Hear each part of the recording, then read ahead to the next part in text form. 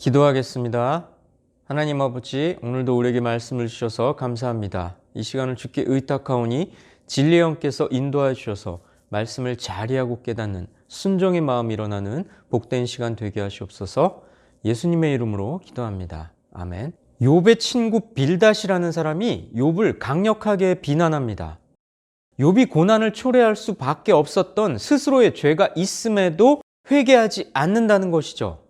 오히려 자기가 의롭다고 주장하면서 친구들을 비난한다고 신랄하게 욥을 책망하는 겁니다. 말씀 볼까요? 수앗 사람 빌닷이 대답하여 이르되 너희가 어느 때에 가서 말의 끝을 맺겠느냐? 깨달으라. 그 후에야 우리가 말하리라. 어찌하여 우리를 짐승으로 여기며 부정하게 보느냐? 울분을 터뜨리며 자기 자신을 찢는 사람아, 너 때문에 땅이 버림을 받겠느냐? 바위가 그 자리에서 옮겨지겠느냐? 빌닷은 격렬하게 욥을 책망합니다. 욥이 자기 자신을 변호하기 위해서 계속해서 헛된 말을 지어낼 뿐 아니라 자기들을 짐승처럼 여긴다고 비난을 퍼붓습니다. 욥은 자기 몸을 찢어버릴 정도로 억울함을 호소하지만 그런다고 땅과 바위가 꿈쩍하겠느냐는 겁니다. 욥의 고난은 욥의 죄 때문에 주어진 형벌이라고 다시 한번 주장하는 것이죠. 빌닷은 이어서 악인의 운명을 빗대서 욥을 저주합니다. 악인의 빛은 꺼지고 그의 불꽃은 빛나지 않을 것이요 그의 장막 안의 빛은 어두워지고 그 위의 등불은 꺼질 것이요. 욥 당시에는 저녁이 되면 등불을 피우는 관습이 있었습니다. 이 불은 부유함과 번영의 상징이었죠. 그런데 이 등불을 더 이상 피우지 못한다는 건 아주 비참한 처지에 처했다는 뜻일 뿐 아니라 죄 때문에 하나님의 징벌을 받았다는 뜻이기도 합니다. 그런데 욥에게는 이러한 상황이 바로 그가 현재 겪고 있는 현실이었죠. 빌닷은 이런 욥의 상황이 욥의 죄로 인한 결과라고 주장하는 겁니다. 그의 활기찬 걸음이 피곤해지고 그가 미련한 꾀에 스스로 빠질 것이니 욥은 이전에 번영을 누렸었는데요. 빌닷은 욥의 이전 상태를 활기찬 걸음이라고 빗댄 겁니다. 그리고 지금 고난을 겪고 있는 욥의 모습이란 걸음이 피곤해진 상태와도 같다는 겁니다. 욥은 자기 죄를 가리기 위해서 꾀를 냈지만 제 꾀에 빠질 뿐이라고 조롱하는 겁니다. 이는 그의 발이 그물에 빠지고 올가미에 걸려들며 그의 발 뒤꿈치는 덫에 치이고 그의 몸은 올무에 얽힐 것이며 그를 잡을 덫이 땅에 숨겨져 있고 그를 빠뜨릴 함정이 길목에 있으며.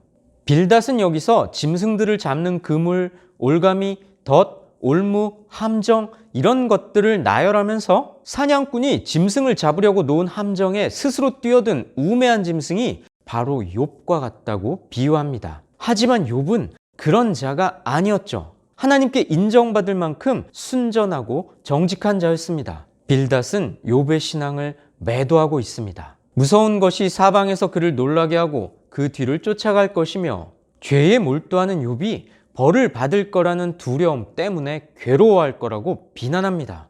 그의 힘은 기근으로 말미암아 쇠하고 그 곁에는 재앙이 기다릴 것이며 질병이 그의 피부를 삼키리니 곧 사망의 장자가 그의 지체를 먹을 것이며 그가 의지하던 것들이 장막에서 뽑히며 그는 공포의 왕에게로 잡혀가고 그에게 속하지 않은 자가 그의 장막에 거하리니 유황이 그의 처소에 뿌려질 것이며 밑으로 그의 뿌리가 마르고 위로는 그의 가지가 시들 것이며 그를 기념함이 땅에서 사라지고 거리에서는 그의 이름이 전해지지 않을 것이며 그는 광명으로부터 흑암으로 쫓겨 들어가며 세상에서 쫓겨날 것이며 그는 그의 백성 가운데 후손도 없고 후예도 없을 것이며 그가 거하던 곳에는 남은 자가 한 사람도 없을 것이라. 빌닷은 욥을 저주합니다. 기근과 재앙으로 쇠하고 죽음이 그 집안을 엄습해서 초상집이 될 거라고 합니다. 욥의 이름도 욥의 자손도 끊어져 없어질 거라고 합니다. 그의 운명에 서쪽에서 오는 자와 동쪽에서 오는 자가 깜짝 놀라리라. 서쪽과 동쪽은 전후라는 말입니다. 서쪽에서 오는 자, 동쪽에서 오는 자는 조상과 후손을 가리키죠. 욥의 갑작스럽고 철저한 멸망을 보고 동시대 사람은 물론 조상과 후손들까지 크게 놀랄 거라는 겁니다. 참으로 불의한 자의 집이 이러하고 하나님을 알지 못하는 자의 처소도 이러하니라. 빌닷은 욥이 불의한 자라고 하나님을 알지 못하는 자라고 단정해버립니다. 악인의 운명이 욥이 당한 고난과 일치하는 것을 보니 욥이 바로 이 악인이며 계속 하나님께 불의하게 행한다면 비참한 죽음에 이르게 될 거라고 경고합니다.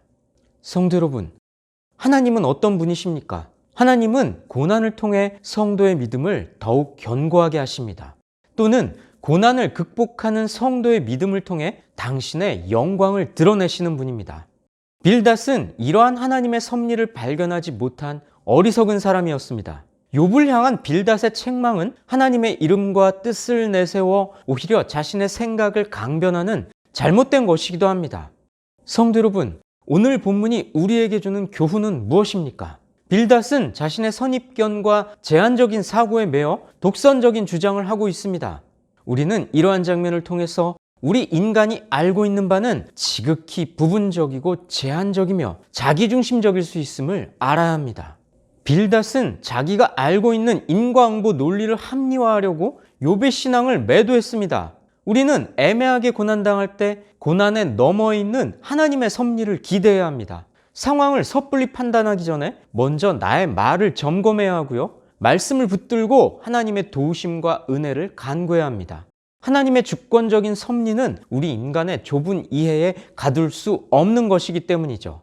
이 진리를 가슴에 새기시고 하나님의 말씀을 내 생각보다 앞세우는 믿음의 사람들로 살아가시길 주님의 이름으로 축복하고 권면합니다. 기도하시겠습니다. 하나님 아버지, 욥의 친구 빌닷이 자신의 좁은 선입견과 제한적인 사고와 인과응보적인 논리에 갇혀서 측량할 수 없는 신묘막측한 하나님의 섭리를 알지 못했음을 말씀을 통해 배웠습니다. 이제 이 말씀을 우리 가슴에 새겨서 나의 좁은 지식과 나의 생각으로 하나님을, 이 세상을 판단하고 재단하고 또 하나님을 원망하는 그런 어리석은 신앙자가 아니라 궁극의 진리에 계신 하나님을 우리의 이성으로 판단하고 제한할 수 없는 하나님의 광대하신 섭리를 사모하고 앙망하는 성숙한 믿음의 사람들로 살아갈 수 있도록 우리를 가르쳐 주시고 인도하여 주시옵소서.